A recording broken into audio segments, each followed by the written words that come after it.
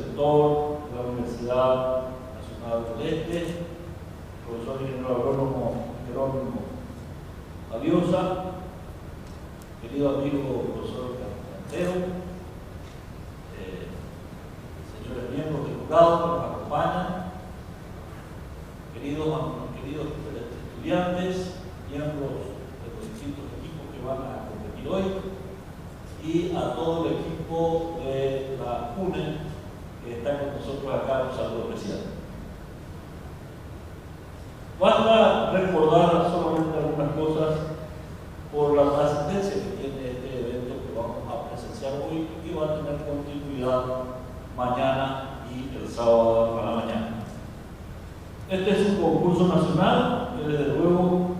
busca abrir nuevos campos de aplicación a las actividades de extensión universitaria. Y con él estamos pretendiendo construir un espacio en la UNA ya se viene trabajando en años anteriores, un espacio de investigación, de debate, de generación de ideas, de integración interuniversitaria, de tal manera posicionar temas de alto valor humano y social en el mundo que nos toca. Esta iniciativa instala un nuevo mecanismo para afrontar nuevas competencias y habilidades de gran valor en la formación de nuestros estudiantes universitarios.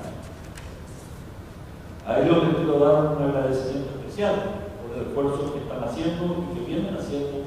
para prepararse para este evento. En la Dirección General de Extensión Universitaria de la UNA tenemos el deseo de que este sea el inicio de competencias futuras cada vez más complejas, cada vez más numerosas, para desarrollar estas nuevas habilidades, estas nuevas competencias de nuestros estudiantes que tienen que prepararse para sus liderazgos profesionales,